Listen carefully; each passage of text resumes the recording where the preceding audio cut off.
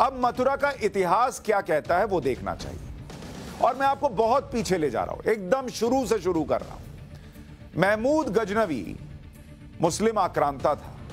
उसने साल 1017 में मथुरा पर हमला किया था, और एक दिन नहीं, 2 दिन नहीं, 21 दिन तक मथुरा को लूटता रहा था। 21 डेज ऐसा लुटेरा गजनवी 21 दिन मथुरा को लूटा। इस दौर में ईरानी इतिहासकार हैं अल उतबी, उन्होंने अपनी किताब तारीख यामिनी में मथुरा हमले के बारे में जो लिखा वो आज आपको बताता हूं। शहर के दोनों छोरों पर हजारों घर थे। ये उस समय का इतिहासकार लिख रहा है कि मथुरा में उस वक्त शहर के दोनों छोरों पर हजारों घर थे जिनके मंदिर जुड़े हुए थे। बाकी मंदिरों की तुलना में शहर के बीच में एक विशालकाय मंदिर था जिसका वर्णन नहीं किया जा सकता, वो इतना जबरदस्त था। ये उस वक्त का इतिहासकार कह रहा है। सुल्तान ने इस पर लिखा कि अगर कोई इसके बराबर की इमारत बनाना चाहता है तो वो सैकड़ों हजारों दीनार खर्च करके भी नहीं बना सकता। इतना जबरदस्त मंदिर उस जमाने में बना हुआ था। और अगर इसे बनाने में सबसे अनुभवी और कुशल कारीगरों को भी लगा दिया जाए तब भी ऐसी इमारत 200 साल में नहीं बन सकती, ये उस वक्त कहा गया।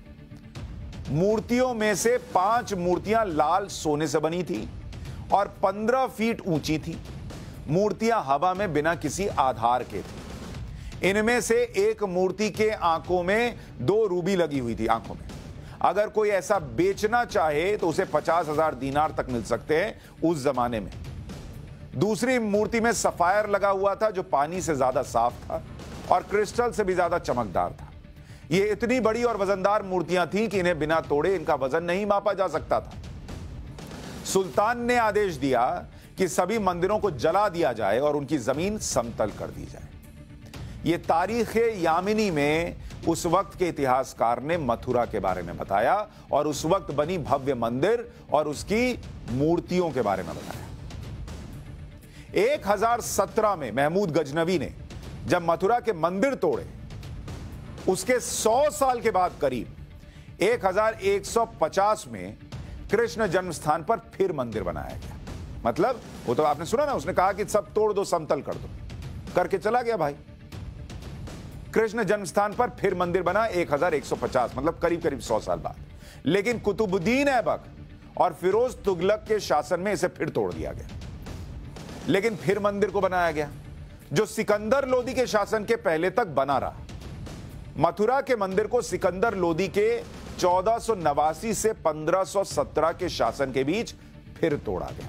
जो मैं आपसे कह रहा था ना, ये 10 ज्ञानवापी हैं। मथुरा भी एक और ज्ञानवापी है। जैसे ज्ञानवापी में मंदिर तोड़े गए बनाए गए, तोड़े गए बनाए गए, वो मंदिर तोड़ते रहे लेकिन हिंदुओं का हौसला नहीं तोड़ पाए और बनती गई वहां मंदिरें।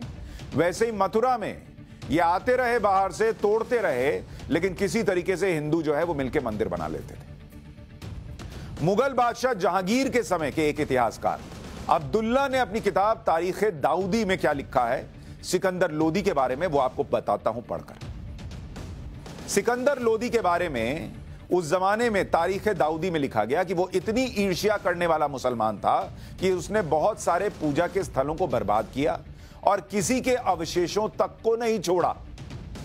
उसने मथुरा के मंदिरों को पूरी तरह से नष्ट कर दिया। उसने मुख्य मंदिरों को सराय में बदल दिया।